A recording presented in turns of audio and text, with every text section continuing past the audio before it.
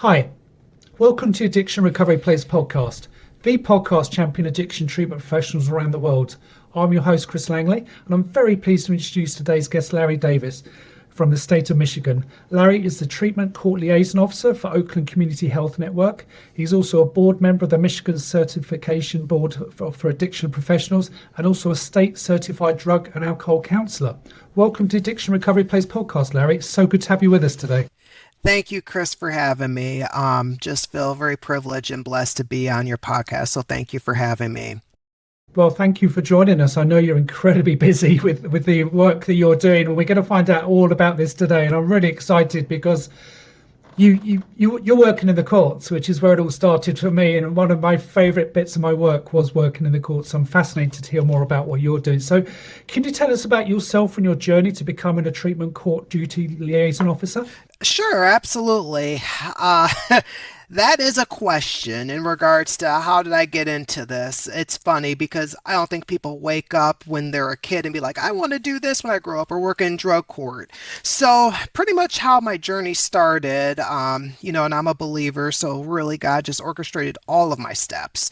So I became a licensed professional counselor 10 years ago, and in that journey trying to figure out, okay, what is I'm going to specialize in. It's something that they really drill in your head in grad school. Find your niche, find your specialty. So I was trying some things out.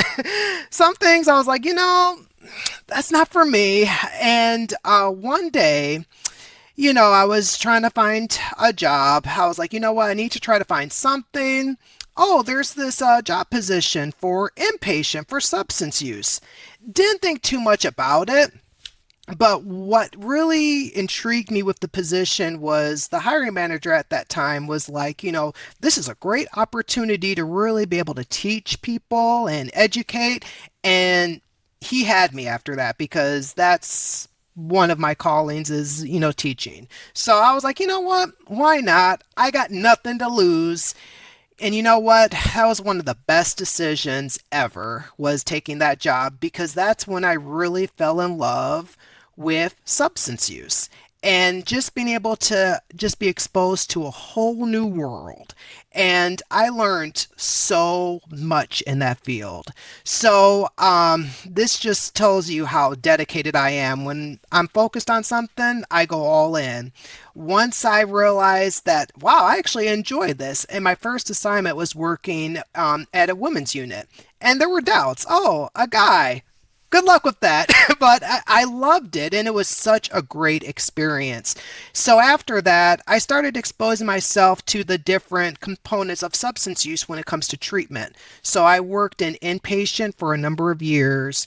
I then transitioned to do some outpatient substance use, and that was nice because I was able to see a different component of substance use within the community.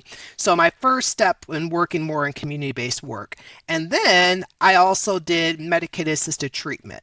So I worked in a methadone clinic, and that was wide opening in regards to just the different, treatment options that are available. So I learned so much within so much time. In addition to that, I was working in substance use during the height of COVID. So that was a very interesting time as well, because I'm exposed to something no one has seen before. And on top of that, this is where we have a lot of stuff related to cries for social justice. So I was put in charge of creating an implicit bias training. And I would say that's one of the proudest moments, was creating that training, which was specifically designed for healthcare providers to educate on bias, to bring attention to racial disparities, but also using that as a platform to bring attention to disparities within, people that have addiction. So it was just really great being able to, again, educate, right? But also drawing focus on the substance abuse community. So I did a lot of things related to that. In addition, and we'll get to this later, but I also got certified in substance use as a certified alcohol and drug counselor, which I'll go into later in the podcast why I'm very proud of that. And eventually that led me to my current role, which is at Oakland Community Health Network. At Oakland Community Health Network, really proud to work there, by the way, but they are, the acronym is OCHN, but they're contracted by the Michigan Department of Health and Human Services. And their focus is to be a lead provider in regards to managing care for approximately 29,000 Oakland County citizens at more than 400 service sites across the county. So that kind of gives you a glimpse of what I do in regards to one of my main focuses in my job is being contracted. So this leads into my current role as a treatment court provider. So I am contracted through Oakland Community Health Network to work within the court system. And that is what led me to my current role as a treatment court provider, which I've been at for over a year now, and it's been an amazing experience. Well, firstly, huge congratulations on that journey. That's something else. That is, my goodness me. Just hearing all the details of what you've done and what you've progressed to that's quite inspiring, Larry. That really is. And kudos to your tutor for suggesting this as well. I mean, the niche. I mean, you've really landed on your feet here with what you're doing. You're clearly very, very passionate about working with your clients. I love that. I absolutely love that. So what is it in the courts that you do for your clients and your community, and for when you work with judges and lawyers, and what is your role? Really good question. So I'm the type of person, I really like being led by values and principles. And, the company I work at, OCHN, I really follow what one of their principles is, which is being a guiding principle to recognizing behavioral health and making sure that it's important part of overall health and wellness. That includes, obviously, with different components of society. So, as I'd mentioned earlier, I'm assigned to working with adult treatment court. So I work primarily with adults, and my role specifically is I'm essentially the social worker, mental health person. My job is to make sure that I am aligning mental health and substance use services to our participants. What's nice about my role and my experience is that I'm actually dually trained in mental health and substance use, which I know we'll get into later in the podcast with co-occurring. And it's been very beneficial having training in both areas because I can do clinical assessments for both the mental health and substance use. So a lot of our participants, they are co-occurring. So that means, for those that may not know, co-occurring, having a mental health and having a substance disorder. But we also get some participants that only have a substance use disorder. So really it's about making sure that I do an accurate assessment and aligning them to the appropriate resources that's available. So this is where it's nice having that social work and mental health background, being able to work with different agencies, which I know we'll get into later. But, that's really important, is making sure that they have the resources to be successful. In regards to how the team works with treatment court, I am just one component of the team. The team consists of, as you kind of alluded to when you asked the question, it is made up of the judge, but it's also made up of our lawyer, and it's also made up of probation officer and a peer support specialist. So all of us have a specific role, and it's great because we're covering almost every component for what our participants need. So my focus is obviously on the mental health component, and I work very closely with the probation officers, making sure that our participants are compliant with what they need to do in regards to their services. So that's really my role. I also do crisis assessment. So, things can come up, and making sure that I'm available, particularly if there's, a suicidal assessment that needs to be done. So that is, in essence, my role. And together as an interdisciplinary team, our goal is helping our participants, graduate our program. Our program, it can range in time, but, usually it's about a year, sometimes more.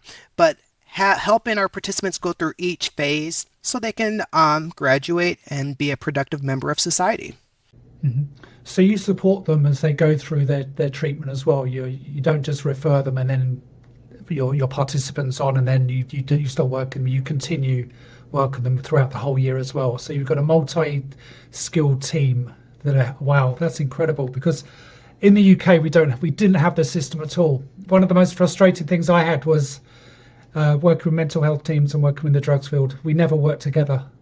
It was just not done. And this is just wonderful to hear that, people with dual diagnosis can get the help. I mean, it sounds like you've got a very rounded and experienced and expert team. So here's an analogy you might appreciate, and I learned this in a conference, and it's so true.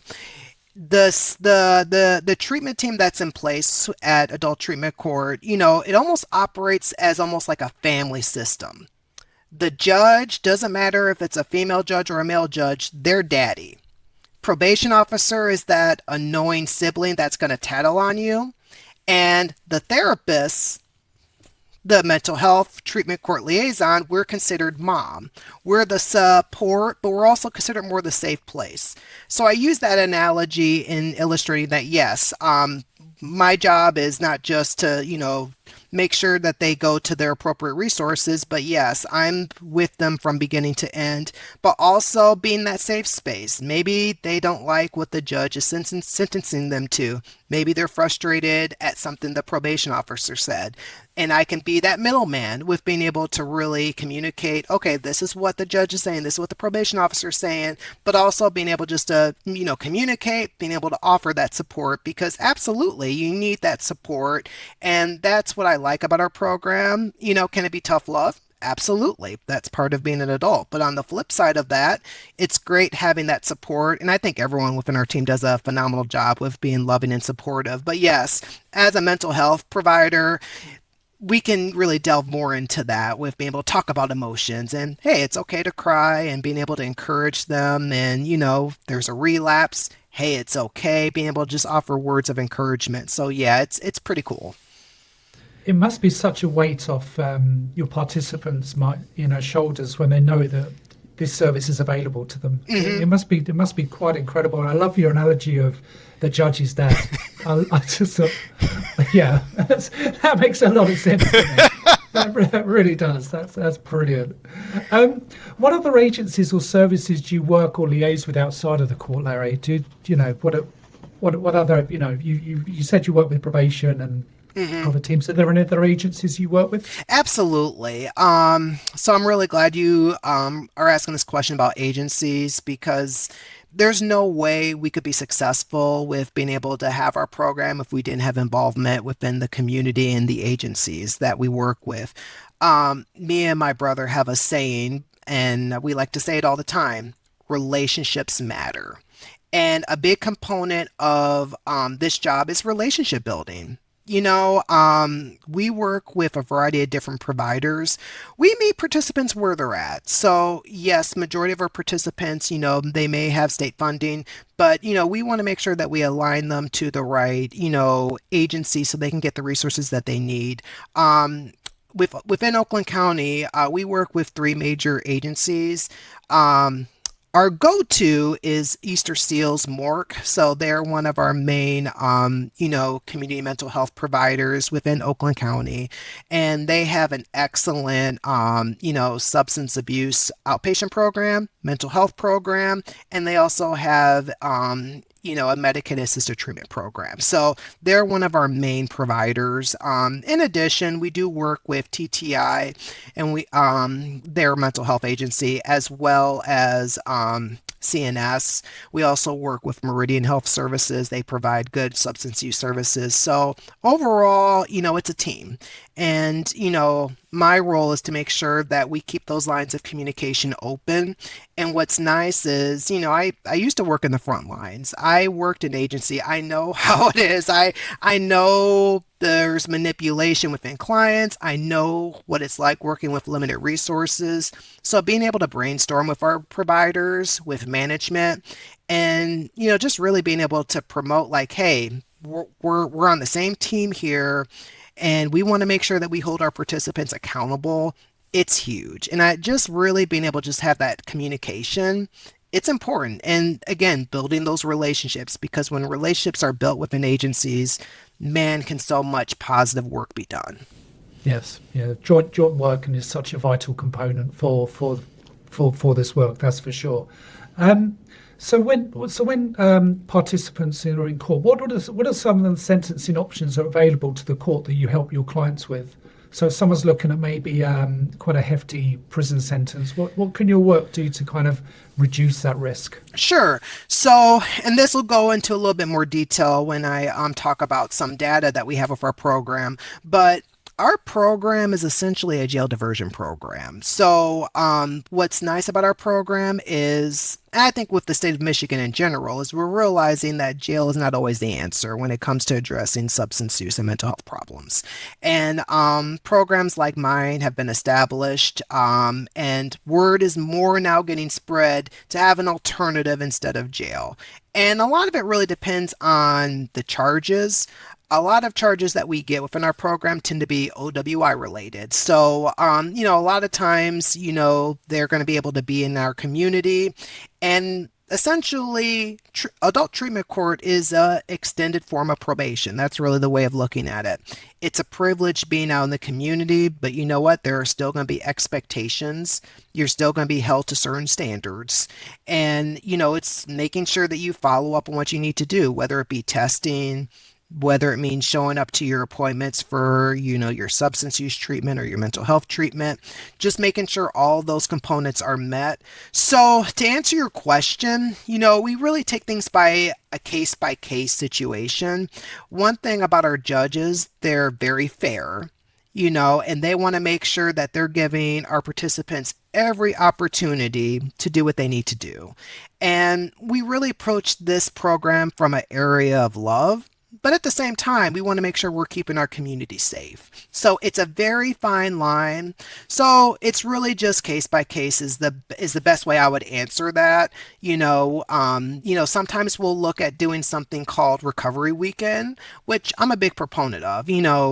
Seeing that I come from a residential inpatient background, I'm a big proponent of inpatient. And sometimes participants need a check-in, maybe just a way to kind of like, okay, I need to get away from maybe the community for a little bit and do some internal digging, reestablish some coping mechanisms that I maybe lost along the way, and then I can re-engage back into the community. So sometimes that's a good alternative, especially for participants that are working. We understand that inpatient can be a hindrance in regards to people's work schedule. So we try to keep those things into account as well. Sometimes we'll add on additional community service. So we try to add on additional things where it doesn't always have to lead to jail time.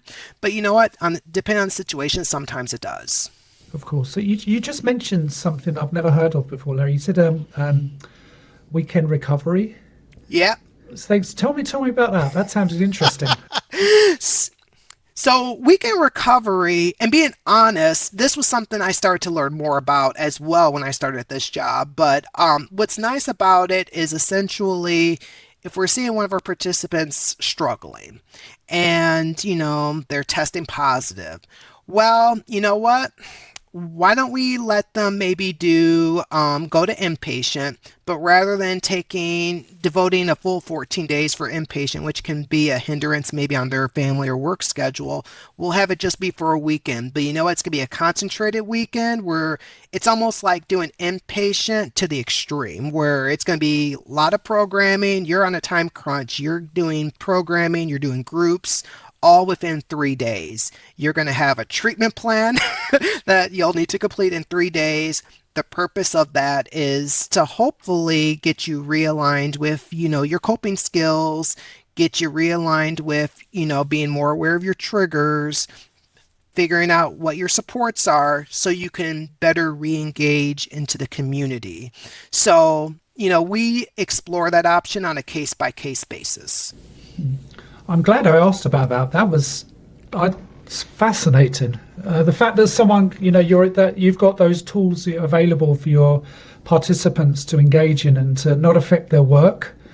I mean, to go away at a weekend and really do some intense work as well. That's incredible. Mm-hmm. That's great to hear. So you just mentioned about data. So how has drug court reduced recidivism for 2023? And what are the figures looking like for this year? Absolutely. I'm very proud to share the data because with any program, there needs to be data to support the effectiveness of it. So because we're still technically in 2024, I can't share that data, but I will share data that we have available from last year. So the data I'm going to share is participants that have graduated from our program. So what we've seen is in 2023, we reduced recidivism rates for all crime by 22% and for drug and alcohol offenses by 15%. Wow, they're big numbers. Yeah. That's just in 1 year. Yep, 2023. Goodness me, that's incredible. Mm-hmm. I've never heard of data quite as big as that for 1 year's. Normally it's not 1-2% maybe either way, but 15% as well. Yep, for I mean, graduates. that's wow. So what are the main drugs or substances of choice do you come across mostly in your court for your participants? Sure. What's the main issues? I think it's maybe similar to most states, but I would say from what I've seen, especially being in the field for as long as I have, alcohol, opioids. When I say opioids, it could be a variety of opioids, mostly heroin, and heroin is what I see. But I would say opioids and alcohol are like the main two that I see on a consistent basis. We are starting to see an uptick in marijuana, especially now that it's legal. And we do see the crack cocaine. We see a little bit of hallucinogenics, but I would say majority of the charges that I witness are more alcohol related. Right. So you just mentioned that Michigan is now a legal state for marijuana. Mm-hmm. When did that come into force? I didn't know about that. Has that been a recent law change, or I mean? So I don't know the exact year, so I don't want to give the wrong information, but Okay. yeah, Michigan is legal. Okay. And how's the state coping with the opioid crisis, and especially fentanyl as Oh well? yeah, for sure. So again, I'm not speaking for the state of Michigan, so I just want to be very clear on that. But at least from what I have seen, initiatives are being put into place, especially with more information that's been coming about and different news stuff that's been coming out about opioid use. Michigan is very much providers are very much aware of it. So what I will say is things are definitely being put into place, and just really, I think education is really key. And, I think that's great that a lot of organizations and are just being able to really talk about, which I know we'll get to shortly, is really being able to dismantle the stigma component, because that plays a big component. So that's pretty much what I would say is, there are things that are happening in the background. Nothing specific I can report at this time, but I would say that Michigan is aware, and I would say, providers are moving in the right direction with being able to provide more education. Yeah, that's great to hear. That really is. We're just going to move on and talk about your other work, Larry, because you're also on the board of the Michigan Certification Board for Addiction Professionals. Can you tell us about this and how you work and what you do for your organisation? It sounded fascinating. Sure. So that is a story. I'll just say this. Once I knew that substance use was a field I wanted to just devote, my career towards, one of the next steps was getting the appropriate credential. In Michigan, that would be being certified through MCBAP. That's an acronym for the Michigan Certification Board of Addiction Professionals, to become a certified alcohol drug counselor. So that is one of the requirements for the state of Michigan. So I wanted to become certified because it's like, you know what? This is something that I want to be an expert in, and this credential will validate it. One of the great things about my previous work experience is that those work hours were applicable for me passing the examination. So, pretty much I was in a good direction of, getting the certification. However, and this is a personal journey, that examination was tough. And I don't hide it. It was a very, very difficult examination. And it took me a few times to pass it. I'll just be honest about that. But when I did pass, it was this great relief. And it was this almost a badge of honor. But one thing I also saw was there were people that that really tried to get the credential as well, but they were having a hard time passing the examination.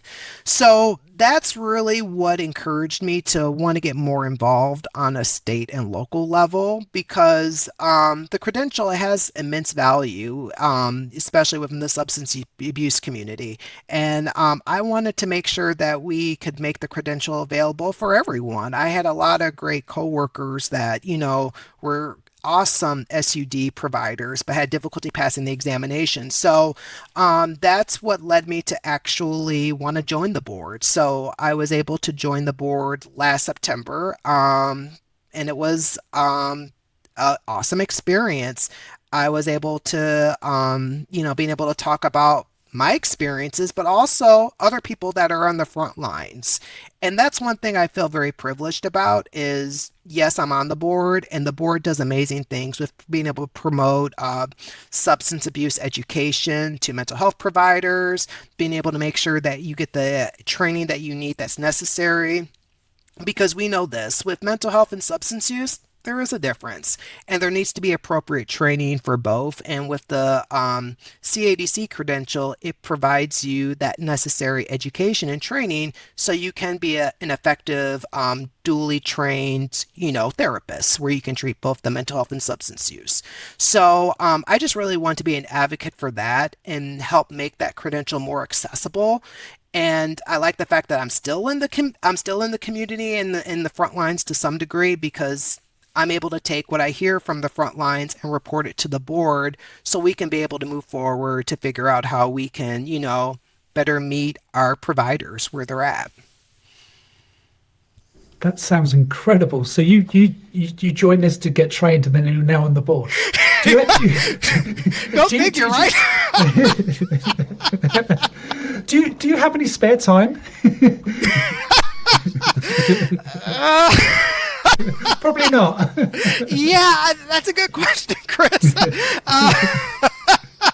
Christmas is coming up, so I will have some downtime. Okay, all right. I'm glad to hear that at least, Larry. That's good. Wow, my goodness me, that's wonderful to hear. It's great to hear about this organisation that you do and you're promoting as well, because, like you said, it's so important to be trained in both mental health and addiction. And I think that's just wonderful to hear that that's available to experts who want to enter the field as well, because it's clearly much needed. You mentioned the word stigma earlier, and it's something I always like to ask people because it's such an issue for people who want to enter treatment. And why do you think it is in this day and age that stigma still is such a sticky situation for people who want to just enter a service for their addiction or mental health? I mean, it just doesn't seem right in these day and age, but... It's not, and I actually have a story to share with you. So, as I mentioned, I would do some implicit bias training, and I would always do a slide related to mental health. And I would have a slide about depression. So I would have the word depression, and I would say, okay, what's the first image that comes to mind when you see depression? And I get responses like, oh, they're sad. Oh, they're in bed. They're angry. So I was like, okay. And then I pulled up a picture, and the picture was of Robin Williams smiling really large. And everyone's like, oh. And essentially what I was doing is I was challenging a stereotype. And that's essentially where stigma comes from within the substance abuse community, is there's still that heavy stigma that is driven by stereotypes. As we know of stereotypes, there are exaggerated perceptions we have of things. They're not based off of facts, but a lot of times our stereotypes come from what we see in the media and entertainment. So unfortunately, in a lot of favorite shows I like, they depict substance use in such a negative way. And if someone isn't exposed to someone that may actually have a substance use disorder, they're going to go off what they see on their entertainment.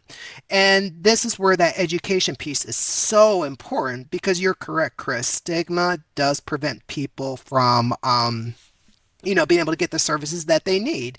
They're going to be fearful of how they're going to be perceived, and it depends. Maybe they're in a certain socioeconomic class that plays a role in, how they're going to be perceived maybe at work within their community. And that is maybe going to prevent them from maybe wanting to get the necessary help. Because if you talk about inpatient, a perception or stereotype is, those are people that are crazy. Well, what's crazy? And, when we talk about what addiction is and what someone is that has alcohol use disorder, well, that's someone that's like a wino in the street. Okay, well, that's a stereotype. That's not the case. So a lot of this is really being able to educate and being able to create a safe environment. I think that's one of the most important things that as a provider, you can control. There's lots of things you really can't control with stigma and how people are perceived. But I know, at least for me, I want to make sure I treat every person I meet with respect. So when I meet participants for the first time to do their screening, I'm always going to address them as sir, ma'am. I'm going to make sure that I communicate in my language where value is instilled into them. And that's slowly how you can break that stigma. Within court, our probation officers, our judges do an excellent job of instilling value in our participants because a lot of times our participants are used to that negative stigma, the stereotypes, and they're at a point where they're just tired of fighting against it. So being able to create that safe space, I think, is so important. And again, it goes back to education. Yeah. Wow. That's one heck of an answer. And I love that because it's so important when you meet a participant for the first time that you're welcoming, you're not judging, it just comes across from what you're telling me today of how you work with people. And it's so nice to hear. It really is that you've got such a good team that is welcoming people and your main aim is to help. That's why you're there. So that's lovely to hear. I ask all my guests this question, Larry, because I get some really interesting and varied answers. But can you tell me what your opinion of harm reduction is and how it can play a pivotal role in recovery? Absolutely. I would say my opinion with harm reduction has changed over time. But I would start with I would say being a big advocate of abstinence. I think that's just kind of my background is the abstinence component. However, I do know that certain elements of harm reduction can be effective, especially in early recovery. So I like to look at it as more of a case-by-case situation, especially with my background working in a methadone clinic. So I think that kind of changed my perspective a little bit because it really just depends where people are at. Not everyone is maybe ready for complete abstinence. Maybe that harm reduction is that necessary tool that they need to step down. So my focus is really just meeting participants where they're at. I know with, drug court, we have certain expectations in regards to, obviously you can't use any drugs. So I think that's maybe why I do have a mindset of abstinence, but I can totally understand, depending on where someone is at in their recovery, maybe they need some, assistance. Mm-hmm. I love that. Yeah, it's meet them where they're at. That's the first thing you should do, definitely. So thank you for that, Larry. So last question, do you have a message for anyone listening to this podcast who is going through addiction or experiencing a mental health trauma? So anyone that's struggling right now, I would just encourage them that you're not alone. And I would just reinforce the importance of getting into community. I am a big proponent of AA, NA. I mean, those groups are so important, but I'll go one step further. ACA, which is Adult Children of Alcoholics, CODA, which is Codependents Anonymous. Support groups are very vital, and community is very vital. As I've talked about with the treatment court, while I feel very blessed with what I'm doing, there's no way I could do this just on an island by myself. Community is really so important, but even when it comes to one's recovery, having that community in place is so important. And AA, those support groups can be such a vital component to help create a community. So I would just encourage anyone that might be struggling right now to, seek out, support, look into maybe doing a AA group or any type of, 12-step program to establish a form of community. Because if you have a form of community, it makes the journey of recovery much easier. You're able to remove some barriers because you're not doing it in isolation.